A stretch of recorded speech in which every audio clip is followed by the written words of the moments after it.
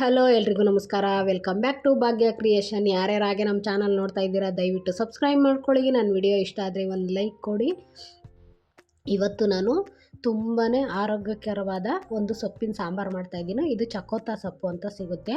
ಇದು ಮೊಷಪ್ಗೆಲ್ಲ ಜಾಸ್ತಿ ಯೂಸ್ ಮಾಡ್ತಾರೆ. ಇದರಲ್ಲಿ ಸಾಂಬಾರು ತುಂಬಾ ಟೇಸ್ಟಿಯಾಗಿ ಬರುತ್ತೆ. ಒಂದು ಸಲ ನೀವು ಟ್ರೈ ಮಾಡಿ. ಇದಕ್ಕೆ ನಾನಿಲ್ಲಿ ತೊಗರಿಬೇಳೆ ಬಿಟ್ಟು ಬರೀ ಹೆಸರು ಬೇಳೆ ಮತ್ತು ದಾಲು ಅಂದರೆ ಮಸೂರು ದಾಲ್ ಬರುತ್ತಲ್ವ, ಕೆಂಪು ಬೇಳೆ, ಇದೆರಡನ್ನ ತೊಗೊಂಡಿದ್ದೀನಿ. ಮತ್ತು ಇಲ್ಲಿ ಸ್ವಲ್ಪ ರುಬ್ಬೋದಕ್ಕೆ ಒಗ್ಗರಣೆಗೆ ಬೆಳ್ಳುಳ್ಳಿ, ಈರುಳ್ಳಿ, ಟೊಮೊಟೊ ಎಲ್ಲ ತೊಗೊಂಡಿದ್ದೀನಿ. ಸ್ವಲ್ಪ ತೆಂಗಿನಕಾಯಿನೂ ತೊಗೋಬೇಕು. ಮತ್ತು ಇವಾಗ ನೀವು ಹಾಗೆ ಬೇಕಾದರೂ ಬೇಯಿಸ್ಕೊಂಡು ಮಾಡ್ಬೋದು, ಇಲ್ಲಾಂದರೆ ರುಬ್ಬಿ ಮಾಡಿದ್ರೆ ಇದು ತುಂಬಾ ಚೆನ್ನಾಗಿರುತ್ತೆ. ಈಗ ಒಂದು ಕುಕ್ಕರ್ಗೆ ನಾನು 2 ರೀತಿ ಬೇಳೆನ ಹಾಕಿದ್ದೀನಿ. ಈಗ 2 ರೀತಿ ಬೇಳೆನ ಹಾಕಿ ಚೆನ್ನಾಗಿ ವಾಶ್ ಮಾಡಿಕೊಂಡು, ಮತ್ತು ಇಲ್ಲಿ ಸೊಪ್ಪನ್ನು ವಾಶ್ ಮಾಡಿ ಇಟ್ಟಿದ್ನಲ್ವ ಅದನ್ನು ಸಣ್ಣಗೆ ಕಟ್ ಮಾಡಿ ಎತ್ತಿಟ್ಟಿದ್ದೀನಿ. ಇವಾಗ ಬೇರೆ ಬೇರೆ ಈಗ ಪಾಲಕ್ ಸೊಪ್ಪಲ್ಲೆಲ್ಲ ನಾವು ಮಾಡ್ತಾ ಇರ್ತೀವಿ, ಅದಕ್ಕಿಂತ ಈ ಸೊಪ್ಪಂತೂ ತುಂಬಾ ಟೇಸ್ಟ್ ಚೆನ್ನಾಗಿರುತ್ತೆ. ಸಾಂಬಾರಂತೂ ಎಲ್ಲದಕ್ಕೂ ಸೂಟ್ ಆಗುತ್ತೆ. ಒಂದು ಸಲ ನೀವು ಟ್ರೈ ಮಾಡಿ. ಈಗ ಆ ಸೊಪ್ಪನ್ನು ಎಲ್ಲ ಹಾಕ್ಬಿಟ್ಟು ಒಂದು ಕಡೆ ಸೈಡ್ಗೆ ಎತ್ತಿಟ್ಟು, ಇಲ್ಲಿ ಒಂದು ಜಾರ್ಗೆ ನಾನಿಲ್ಲಿ ಒಂದು ಅರ್ಧ ಈರುಳ್ಳಿ, ಒಂದು ಟೊಮೊಟೊ ಮತ್ತು ಒಂದು ಸ್ವಲ್ಪ ತೆಂಗಿನ ತುರಿ, ಇಲ್ಲಿ ಜಾಸ್ತಿ ಮಸಾಲನೂ ನಾನು ರುಬ್ತಾ ಇಲ್ಲ, ಮತ್ತು ಸಾಂಬಾರು ಪುಡಿ ಹಾಕ್ಕೋತಾ ಇದ್ದೀನಿ. ನೀವು ಹಾಗೆ ಬೇಕಾದ್ರೂ ಉದುರಿಸು ಮಾಡ್ಕೋಬೋದು, ಬಟ್ಟು ಉದುರಿಸಿ ಮಾಡೋದಕ್ಕಿಂತ ನೀವು ಈ ರೀತಿ ಸ್ವಲ್ಪ ರುಬ್ಬಿ ಮಾಡಿದ್ರೆ ಟೇಸ್ಟ್ ತುಂಬ ಚೆನ್ನಾಗಿ ಬರುತ್ತೆ ಮತ್ತು ತಿಕ್ನೆಸ್ಸು ಇರುತ್ತೆ. ಹಾಗಾಗಿ ಈಗ ಸ್ವಲ್ಪ ನೀರು ಹಾಕ್ಕೊಂಡು ಇದನ್ನು ಮಿಕ್ಸಿಲಿ ರುಬ್ಕೊಬಿಡೋಣ. ನೋಡಿ ಇಷ್ಟು ಗಟ್ಟಿ ರುಬ್ಬಿದ್ದೀನಿ ನಾನು, ಏಕೆಂದರೆ ಇನ್ನೂ ನೀರು ಹಾಕಿಲ್ಲ. ಬೇಕು ಅಂದರೆ ನೀವು ಜಾಸ್ತಿ ನೀರು ಹಾಕ್ಕೊಂಡು ರುಬ್ಬೋದು. ತೆಂಗಿನಕಾಯಿ ಹಾಕಿರೋದ್ರಿಂದ ಸ್ವಲ್ಪ ನುಣ್ಣಗಾಗಲಿ ಅಂತ ರುಬ್ಬಿಟ್ಟಿದ್ದೀನಿ.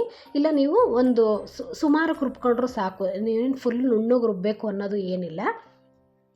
ಈ ರೀತಿ ರುಬ್ಬಿಟ್ಟು ನಾನು ಸೊಪ್ಪು ಬೇಳೆ ಎಲ್ಲ ಹಾಕಿದ್ನಲ್ಲ ಕುಕ್ಕರ್ಗೆ, ಅದೇ ಕುಕ್ಕರ್ಗೆ ನಾನಿಲ್ಲಿ ಈ ಮಸಾಲಾನ ರುಬ್ಬಿರೋದನ್ನ ಹಾಕ್ಕೊಂಡು ನಾನಿಲ್ಲಿ ನೀರು ಹಾಕ್ಕೋತಾ ಇದ್ದೀನಿ. ಅಂದರೆ ನಾನು ಬೇಳೆ ಎಷ್ಟು ತೊಗೊಂಡಿದ್ದೆ ನೋಡಿಕೊಂಡು, ನಾನು ನಿಮಗೆ ತೆಳುವಾಗಿ ಬೇಕು ಅಂತಂದರೆ ಸ್ವಲ್ಪ ನೀರು ಜಾಸ್ತಿ ಹಾಕ್ಕೊಳ್ಳಿ.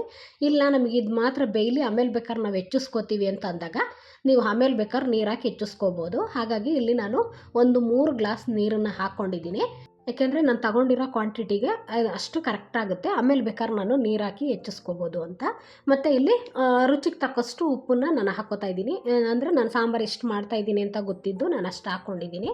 ಮತ್ತು ಇಲ್ಲಿ ನೋಡಿ, ನಾನು ಸಾಂಬಾರು ಮಸಾಲ ರುಬ್ಬಿದ್ನಲ್ಲ ಅದು ಎಲ್ಲ ಸೊಪ್ಪು ಎಲ್ಲ ಮಿಕ್ಸ್ ಮಾಡಿಬಿಟ್ಟಿದ್ದೀನಿ. ಇವಾಗ ಉಪ್ಪೆಲ್ಲ ಹಾಕಿದ್ನಲ್ಲ ಚೆನ್ನಾಗಿ ಒಂದು ಮಿಕ್ಸ್ ಕೊಟ್ಬಿಟ್ಟು ಲಿಡ್ಡನ್ನು ಕ್ಲೋಸ್ ಮಾಡಿ ಗ್ಯಾಸ್ ಹಚ್ಬಿಟ್ಟು ಕುಕ್ಕರ್ನ ಇಟ್ಕೊಳ್ಳೋಣ.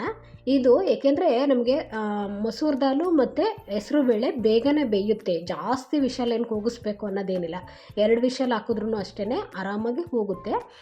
ನಿಮಗೆ ಅಷ್ಟೊಂದು ಬೇಯಿಸಿರೋದು ಇಷ್ಟ ಆಗಲ್ಲ ಅಂದಾಗ ನೀವು 1 ವಿಷಲ್ ಹಾಕ್ಕೊಂಡ್ರೂ ಸಾಕಾಗುತ್ತೆ.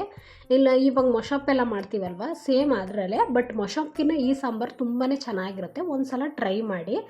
ರುಬ್ಬಿಡ್ತೀವಿ, ಕೆಲವರು ಮಸೀತಾರೆ, ಆ ಥರ ಏನಿಲ್ಲ. ನೋಡಿ ಇವಾಗ ಒಂದು 2 ವಿಷಲ್ ಹಾಕ್ಬಿಟ್ಟು, ವಿಷಲ್ ಹೋದ್ಮೇಲೆ ನಾನು ವಿಷಲ್ನ ತೆಗೆದು ಲಿಡ್ಡನ್ನು ತೆಗೆದು ತಿರುಗಿಸಿ ನೋಡ್ತಾ ಇದ್ದೀನಿ ಎಷ್ಟು ಚೆನ್ನಾಗಿ ಬೆಂದಿದೆ. ಸಾಂಬಾರು ತುಂಬ ಟೇಸ್ಟಿಯಾಗಿರುತ್ತೆ. ಒಂದು ಸಲ ಇದಕ್ಕೆ ಒಂದು ಮೇಲೆ ಒಗ್ಗರಣೆ ಕೊಡೋಣ. ಇದು ತುಪ್ಪದಲ್ಲಿ ಒಗ್ಗರಣೆ ಕೊಟ್ಟರು ತುಂಬ ಚೆನ್ನಾಗಿರುತ್ತೆ. ಬಿಸಿ ಬಿಸಿ ಅನ್ನ ಮುದ್ದೆಗೆ ಎಲ್ಲದಕ್ಕೂ ಪರ್ಫೆಕ್ಟಾಗಿದೆ. ಅಟ್ಲೀಸ್ಟ್ ನೀವು ಚಪಾತಿ ಪರೋಟ ಮಾಡಿದ್ರೂ ಅದಕ್ಕೂ ಇದು ಸೂಟ್ ಆಗುತ್ತೆ.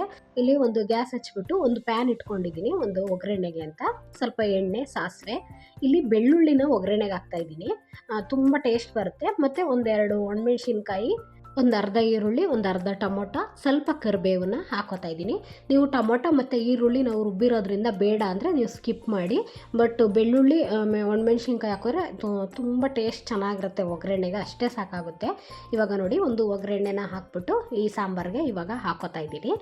ಇವಾಗ ಒಂದು ಮಿಕ್ಸ್ ಕೊಡೋಣ. ನಿಮಗೆ ಸ್ವಲ್ಪ ಗಟ್ಟಿ ಆಯಿತು ಅಂತ ಅನಿಸಿದ್ರೆ, ಏಕೆಂದರೆ ಬೇಳೆ ಹಾಕಿರೋದ್ರಿಂದ ಇವಾಗ ಬಿಸಿದ್ರಲ್ಲಿ ತಿನ್ನೋದಕ್ಕೆ ತುಂಬ ಚೆನ್ನಾಗಿರುತ್ತೆ, ಆಮೇಲೆ ತುಂಬ ಗಟ್ಟಿ ಆಗಿಬಿಡುತ್ತೆ. ಹಾಗಾದರೆ ನೀವು ಇನ್ನೂ ಸ್ವಲ್ಪ ನೀರನ್ನು ಆ್ಯಡ್ ಮಾಡಿ ಒಂದು ಕುದಿ ಕುದಿಸ್ಕೊಂಬಿಟ್ರೆ ಸೂಪರಾಗಿರೋ ಸಾಂಬಾರು ರೆಡಿ ಆಯಿತು. ತುಂಬ ಹೆಲ್ತಿ ಸಾಂಬಾರು, ಮಕ್ಕಳಿಗೂ ಇಷ್ಟ ಆಗುತ್ತೆ.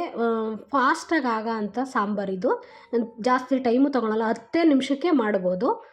ತುಂಬ ಈಸಿಯಾಗಿ ಆಗುತ್ತೆ ಮತ್ತು ಬಿಸಿ ಅನ್ನ ಮುದ್ದೆಗೆ ಎಲ್ಲದಕ್ಕೂ ಸೂಟ್ ಆಗುತ್ತೆ. ಒಂದು ಸಲ ಟ್ರೈ ಮಾಡಿ. ಹೀಗೆ ನಮ್ಮ ಚಾನಲ್ನ ಸಪೋರ್ಟ್ ಮಾಡಿ, ಸಬ್ಸ್ಕ್ರೈಬ್ ಮಾಡ್ಕೊಳ್ಳಿ, ಶೇರ್ ಮಾಡಿ, ಕಮೆಂಟ್ ಮಾಡಿ. Thank you for watching.